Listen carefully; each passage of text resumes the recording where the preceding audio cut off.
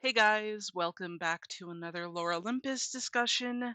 I am Dazzling Kate, and welcome back to my channel for those who are old here, and welcome to my channel for those who are new here. Anyways, let's begin the video. This is about why is Lore Olympus so hated. Now, this is a topic that I wanted to get into. I don't think I really got into it before. I have a lot of Lore Olympus videos, and I don't think I really went too much into the details of why it was hated so much or why people just didn't really like it afterwards. Like, there's so many things that are wrong with Lore Olympus that I just was like, you know what? I want to break it down, see what's going on, and explain it all in like a couple of good minutes. So grab your drinks, grab your snacks. This may be a long one. But before you do, please hit that subscribe button. That really helps my channel grow as well as letting me know what you guys like. And if you could comment down below what your favorite Lore Olympus character you wished was developed better, tell me down in the comments. Please and thank you. So let's begin on the first thing, like the first slide, I mean. So, one of the first reasons why Lore Olympus is hated so much is because the main characters are poorly developed. They do get some attention to some degree of how they are developed or how they change from point A to point B throughout season 1 to season 2 to season 3, but we really don't see anything stick to them. I mean, for fuck's sake, Persephone is like the least developed character. Some people may argue with me on that one because, she gets taller or something, or she has like, more of a backbone at the end of it, but it's just like it doesn't really feel what's the word? It doesn't really feel like it's enough to show her growth from season 1 to season 3. It's like, not really. But yeah, there's a lot to cover for this. They often get what they want without even working for it. I mean, for fuck's sake, the only reason why Hades Underworld Corporation can even work is because of Thanatos. I mean, if you really think about it, he is the embodiment of death. He's also basically, given that right. So he wouldn't really have all these beings down there to help make his work easier. So he didn't really work for that. I mean, like when you read the story that closely, you're gonna start asking questions. Like even Persephone, she's basically a spoiled brat, but we're just supposed to be like, oh, but she's like a poor farm girl. Like, when was the last time you've seen Persephone actually work? Aside from her homework moments, most of the time during season 1 and throughout the entirety of the season, we really don't really see her actually working or doing anything to lift a finger. Oftentimes we have Hades just basically sugar babying her, and it's like, what the fuck? But yeah, they're regarded as the best character because of their trauma, and it's used as an excuse to get away with whatever they have against them. Oh, like, oh, you're against Hades for being a bad dad against Thanatos? Well, he had a bad childhood. Oh, you dislike Hades because he made things difficult and manipulated Menthe? Oh, bad childhood. He doesn't have a actual he doesn't know what an actual relationship is, guys. Oh, Persephone killed a bunch of people in a village? Well, that's excusable because she's a woman.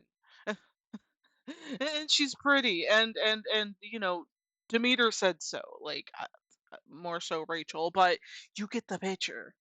And when they do learn these lessons, like the 10-year period between mm, like Persephone and Hades being separated for that long, I really doubt that Hades would have waited that long. Let me be real.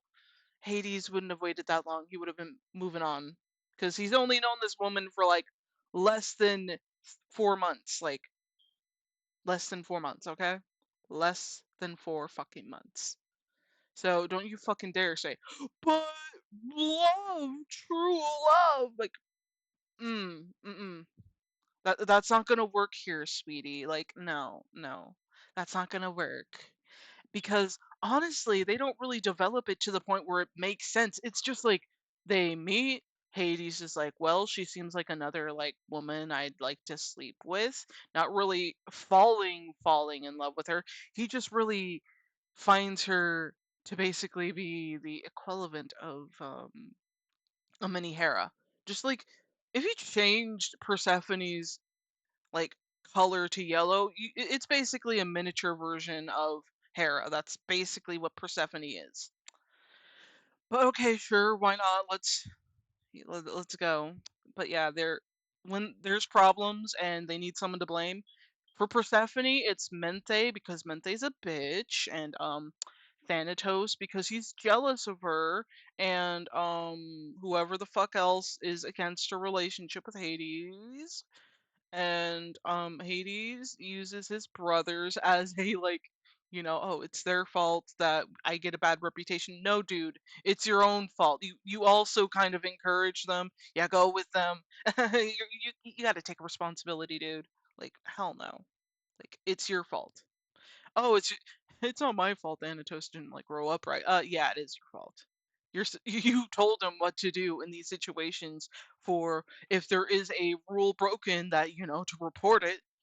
And since, he reported it like something he would most likely agree with if it wasn't Persephone being Persephone, he would have been fine with it. But no, no, it's Thanatos' fault that he made this decision because, whatever, blah, blah, blah. And it's just annoying. You have these moments where you wish you could see them develop. You wish Persephone would take the time and realize, hey, maybe my mom's right. Maybe this weird old ass man who is trying to get into my pants is only here to get into my pants. Or for Hades, like, maybe I should consider getting more therapy or probably putting more time into understanding my workers and my son that I do not talk with that much, that I should probably work on a relationship there and put ourselves into family therapy. No, no, no, no, no. No. Hades does not want to deal with that, so he just kind of proceeds to do what he does. Which is why these characters are so poorly developed, even with their relationship. That's the only way they function. It's because, Persephone is Hades' girlfriend or wife, or Hades is Persephone's boyfriend slash husband. It doesn't really give them enough time and space to develop as their own characters. They're just there to basically be the other half. Like, okay, I guess, but they would also have to like bring out the best in each other. No, they bring out the worst in each other. Like they're literally fucking cheating. And I know some people are gonna be like, but Mente was cheating on Hades with like, Thanatos. Like I know, I know, but that doesn't make it okay to do the same thing because it's like double standards, narcissism, blah blah blah. You get the point. You get the point. But them basically allowing themselves to get into another relationship outside of, Hades not ending things with her, Mente, to begin with, is still showing poor development that because they bring out the worst in each other. So how am I supposed to root for somebody to get into like a relationship with someone if it's just only going to bring out the worst in each other? And it's like, but these moments, those moments, like no, like when you really think about it, the beginning of your relationship is the most, main focused part of your relationship. Why did you fall in love with them? What is going on with them? Why exactly did they decide to cheat on their other spouse for them? Like, it's not because they're in love with them, they're just in lust with them, okay? Okay, can we stop confusing love with lust? Let's do it, boys and girls. There is a difference between love and lust. Love, lust. Love, lust. Like, you guys aren't convinced? Are you sure you're not convinced? Why are you guys not convinced? Oh my god. But anyways, there's a difference. Hades literally was going to try and sleep with her when she talked about getting her hair out from underneath the coat, and he's just like, "Oh." And it doesn't really help matters that basically Persephone is manipulated into it. So it's like, what the fuck? What the fuck? What am I supposed to do with this? But okay, let's move on to the next slide. I know we gotta move on as quickly as possible. So the next one is the side characters are treated harshly. Now this happens very frequently in Lore Olympus. You can play the shot game where you drink a little bit and watch how fast it's somebody else's fault or somebody else's problem, not Persephone or Hades. And then the character who gets in trouble is treated 10 times harder than how they should have been. Make that make sense. Why? But okay, so examples definitely being Thanatos, Menthe, like even Zeus to a degree. Like not like severely, and I know that he's a douchebag, but out of all the characters in Lore Olympus, he's kind of the only one who seems to take his role as king kind of responsibly, but we know he cheats. We know he cheats. But he's at least written in a way where it's more amusing to try and watch him apologize to Hera, or at least amusing to deal with his kids, like, and how he interacts with Persephone. I loved when he told Persephone down. That was my fucking favorite moment in the entire comic, is when he's like, "Oh yeah, you can't bat your eyes at me. I'm not falling for it." Because let's be real, in the myth, he doesn't really regard her that much. I mean, except if you look into the way that Hades and Persephone's kids came about, then you could probably think of other ways. But still, he doesn't really seem to care about her, and it's effective.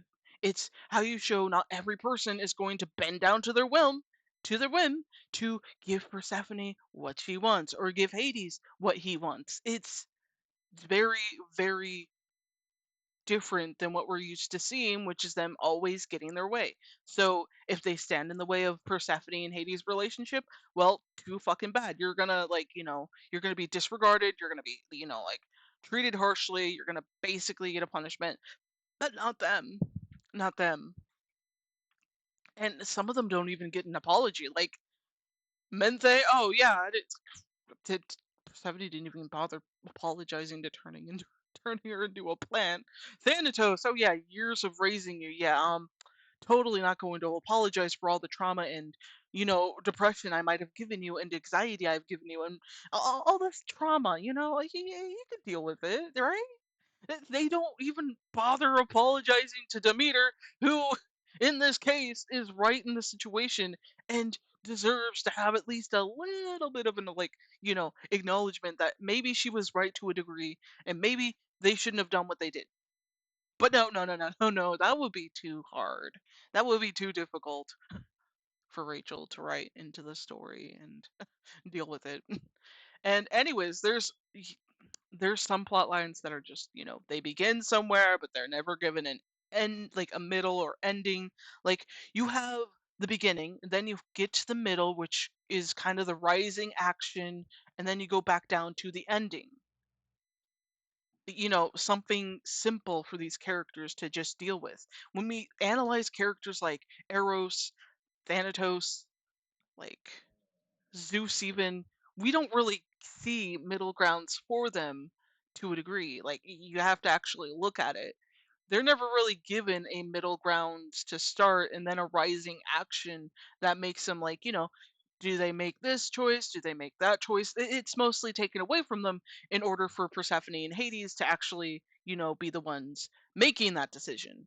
Like we see this very frequently in season 3, which again, let me tell you, it pisses me the fuck off because it's like, why can't these other characters make their own choices, make, make their presence known in a way that they're not just connected to Persephone and Hades? Because you basically, for me, when I was rereading this, I was just like, okay, so everyone either becomes like a different version of Persephone and Hades. I mean, like look at Thanatos's and Daphne's relationship. That's basically like Hades and Persephone 2.0. Oh, you don't believe me? Just look at the later arts of Thanatos, and you can't be telling me, hmm, he looks mildly similar to how Hades looks, except he's gray. Like, there's got to be some changes here or there to like make them distinct, make their choices different than the main characters to show that they're, not the main characters. No, no, no, no, no. Rachel is a little lazy with that one, you know? Can't even make anyone just like stay on their territory and not just be like, oh, Persephone and Hades, that's true love. It's just like, no, no, no, no, no. Everyone's bending their ass over for those two, and it pisses me off. Like you, you're basically walked on by these people, and no, no, you don't get development. You don't get anything. You're forgotten because you basically become a simp. Like that's kind of how I'm viewing most of the people in this like comic is that they kind of develop into sort of like huge ship supporters and stuff, and it's like, oh, look at how cute they are together. Like, okay, I guess. Remember when Artemis was like against them, and it's like it gets to that confusing point in like the middle of the comic, and you're just like not sure if she's like, how she's receiving it, other than just, she's going through something, I guess. I guess. There's no time put into figuring her out. It's just like whatever. She took like it's like Rachel takes these moments and randomly picks who's she gonna focus on in this episode. Like, could it be Thanatos? Could it be Artemis? Could it be Apollo? Could like who is it? Like, yeah. But yeah, they actually for a lot of these characters they actually have been better written. I mean, Menthe is a huge example I'd like to point out is that she has a good beginning, middle, and somewhat of a good ending, I guess. There's not really much given to her story after she doesn't agree to leave with her friend to go to the underworld. She's just there to help like other nymphs learn like how to make job application forms and such and try and teach people how to do things. But that's basically a good ending sort of for her. I kind of wish we had gotten more for her ending because it's actually a little bit more satisfying than just living happily ever after. She's actually doing something productive in her life that, could mean somebody gets a benefit and learning how to do these things, and it's very intriguing. But let's move on to the next slide. So, yeah, this one is the drop of quality for the comic. You can tell a huge difference between season one's beginning to like season three's beginning.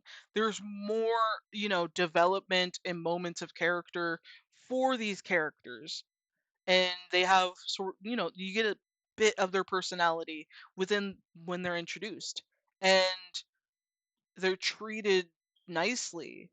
They're given moments where they actually feel like they're acceptable, and it's so intriguing because they in the beginning compared to the later seasons, it's more known about how they are and who they are exactly. But throughout that, it just kind of drops with their, personality just being used as a background character to just push Persephone and Hades together. That's basically the point of them.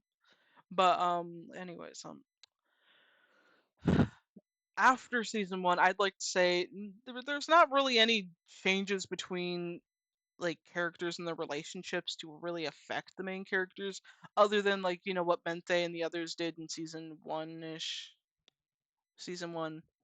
to like the courtroom hearing and such. It's really ridiculous because we don't really see it affect anybody else. Like we don't really see moments for them developing outside of Persephone and Hades, being like their haters and such. That's what I kind of feel like Rachel was putting them into the position of, is just basically being a hater. Like I don't know. It's like if you left Amy from Amy's Baking Company in charge of a comic, and that's how she would describe these characters. That's basically what Rachel was aiming for. But okay, um, okay. So looking through the script, blah blah blah. Oh boy, there's one thing that ticks me off is that after season one, we kind of see a drop of like what makes them stand out, like hobbies or love lives or interests to really make them approachable or relatable. And it sucks because in the beginning, we've kind of seen some glimpses, like word is some. keyword is some. And Eros does enjoy shopping and taking a taking a part in some interesting relations. I'm not going to go too much into that. And of course, there's Hades and his dogs. Like, I wanted to see a little bit more of personality of him dealing, like, being a dog dad. I mean, I wanted to see more of that throughout the season, like the series, than just like them coming in to be cutesy dogs. And we don't even see them unless it's like, yeah, we don't really see them affect Hades' life that much. Like, I guess Persephone is better than all his dogs. Like, okay, let me be real as a pet mom or a dog mom in specifics.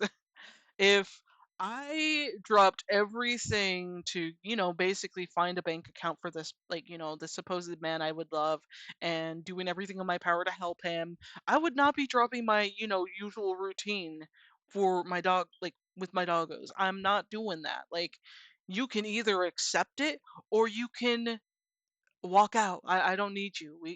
Me and my dogs can go to the dog park anytime.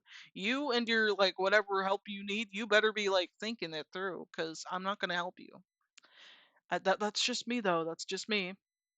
But I think as a lot of these moments, I'm just like, why do we not see Hades being more like with his like dogs and showing some other interest? Like, I want to get to know him a little better, and uh, there's not really a lot. And Persephone's interest is studying, I guess, studying books, plants, gardening. I don't know. It's not really developed a lot. It's just like, oh, Hades and Persephone, kiss, kiss, kiss, love, love, love. Later sexual relations, blah, blah, blah. Oh no. Anyways, yeah, there's you can see the difference of storytelling between season 1 and season 3, and it's just really ridiculous to me because once you get to season 2, it's just like you can notice the drop going straight down, and then when you get down to like season 3, it's like you're barely there. You're barely there doing much development for these characters. Heck, the background characters are just treated as pawns at this point. Like, they only are there to say specific stuff, and that's it.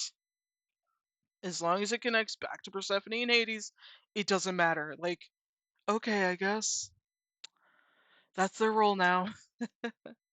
But okay, let's move on. So, this is another reason I think a lot of us have fallen out of Lore Olympus and just dislike it now, is that we never really get a break. And what I mean is not Rachel stopping and going on a hiatus. What I mean is that this is like most of this, I want to say 90% of it is focused on Hades and Persephone's love story, and we're not given a break from them to just like breathe. Like, okay, I guess why aren't we having moments where we can absorb what we've learned and just dealing with it? Like, we mostly see a lot of their interactions, not really anything that develops. It's just like cutesy flirting talk throughout the entire series. Like, that's basically it. No big arguments, no big giant decisions that would have made one of them hate one another. And it's just, it doesn't really add up that we have this happening because this is like, how do you like, there are so many scenarios, so many things you can do in a relationship comic to show how interesting their love is, how they are as a couple. Instead, we just hear them flirt 24/7, poking fun at each other 24/7. Like, there's no arguments, there's no, boring moments where we can just chill and absorb that day. Like, it's just no. No, it's just like, no, we're gonna have you do it completely different. Have these moments where basically they're just doing a flirting, or maybe making love, or kissing, and I know some people might be like, but that's the point of a romance comic, Dazzling Kate.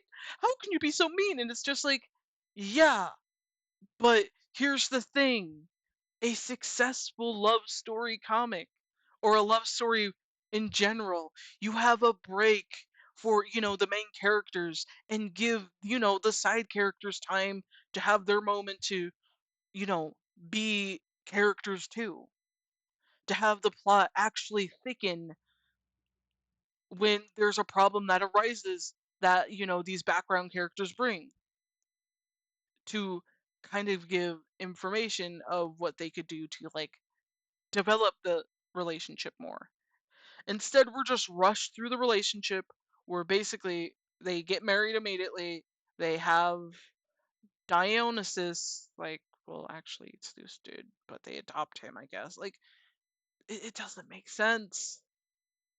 And even then, it's just like most of it is just fan service.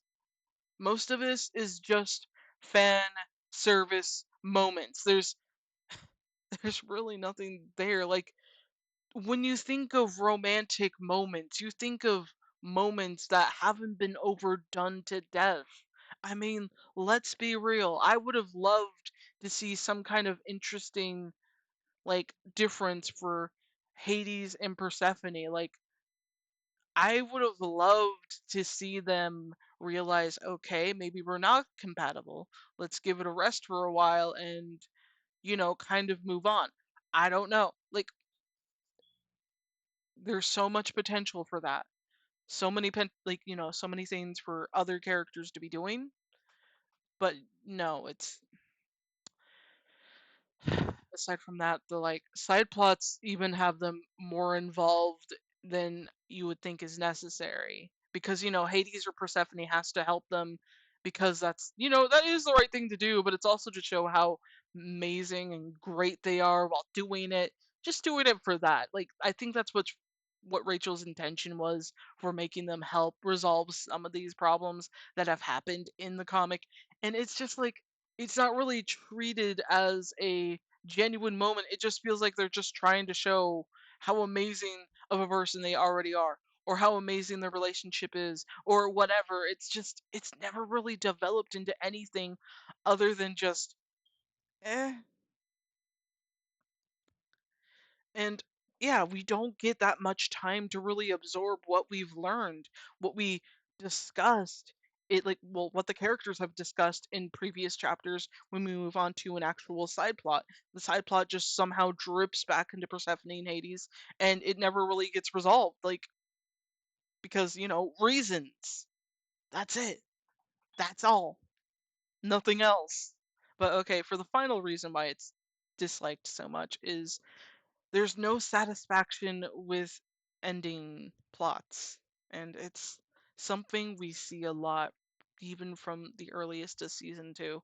We see other characters endings to some degree. I think it was like season 2 when like Mente's story arc ended. Like, we saw that, I believe, and it never really, like, it was satisfying to a degree, but then when we start getting other characters' endings, like Demeter's, Hebe's, like Hebe doesn't even get a moment where she is, you know, not being chased around, not being treated like this, you know, killer. We don't even get to see her breathe or see her mom again. Or see Zeus again. It's just like, well, who cares? Who cares? Who cares? I guess, but that was kind of really dissatisfying. And in the background, you can probably hear Thumbelina playing around on one of the mats. It's kind of funny to see her playing around with that. But yeah, it's ridiculous with how a lot of these moments are just treated, like these endings, I mean, for these characters are just treated as just a simple, quick, appetizer. Like, oh yeah, they're not really a main dish themselves, I guess, but a lot of these characters deserved a hell of a lot better for their character development, and it really is annoying when I start to see that, Demeter didn't get a satisfying ending. Oh yeah, she got her son all right, but Hebe, not going on in there. Not much going on in there. And Artemis, like whose story arc we were expecting to see her actually do something from the beginning of season 1 when the assault happened to Persephone. We were expecting her to at least throw all hell out onto Apollo. No, no, she doesn't do that. She doesn't do that at all. And we don't even get time to enjoy some of these endings. It's all just wrapped up like with a little shitty bow and just we're just told, yeah, this is the ending, all right? Like, okay, I guess, but why? Why? And don't get me started on Hera's like ending. It's just like, where the fuck did Echo come from? Where did this relationship with her come from? But fine, fine, whatever, whatever. It just came out of no one's like, came out of nowhere. Okay.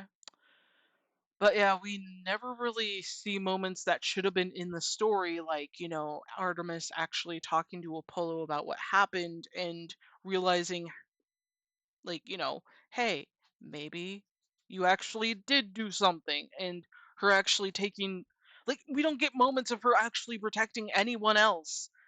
Like, she's supposed to be a protector of women, but we don't really see much of that in the comic. You're seeing where I'm coming from, aren't you? You're seeing where I'm coming from. It's very difficult to see how this can continue without asking these questions where it's like, well, why didn't we have this moment? Like, why didn't, like, especially for Demeter too, when she's banished to become immortal, we don't see her as immortal dealing with all like what she's dealt with. Like, it's so fucking confusing with a lot of things. It's just ridiculous.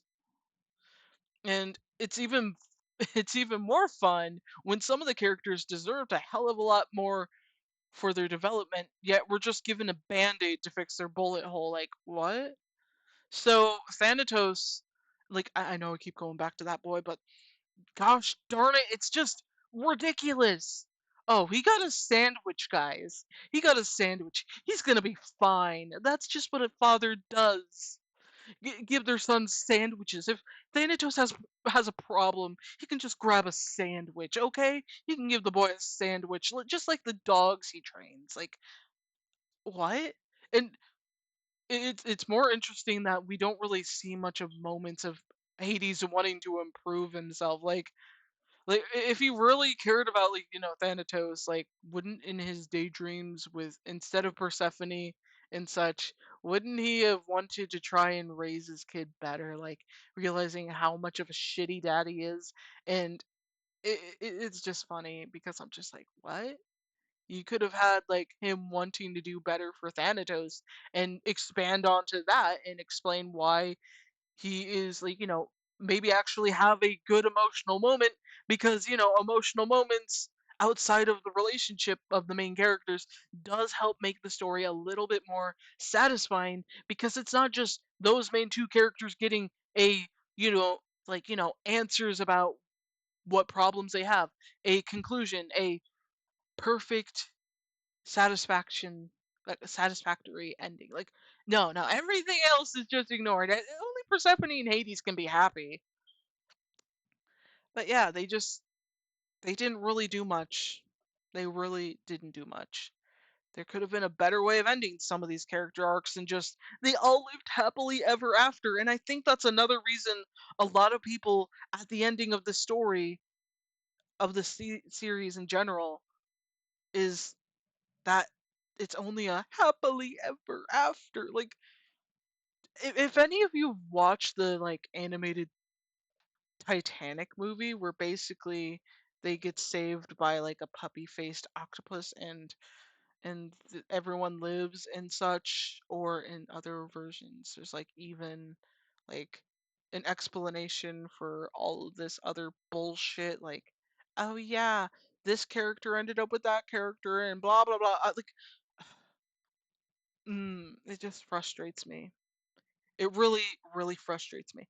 But aside from that, guys, I think I've reached my point. This is a lot of the reasons why a lot of people do not hate, like, why they hate the season, like, series. Oh gosh, it's been a while since I actually ended a video. But anyways, a lot of this is just mostly poor character development, poor character writing, poor storytelling, and of course, just not a lot of care and effort put into these characters, aside from the main characters who barely get scraps of development. Let's be real. We're just given this and we're just supposed to accept it because, Its art is pretty. Its art is pretty. It's Hades and Persephone are cute. That's basically the answer for what Rachel probably answers with when we have a problem with things.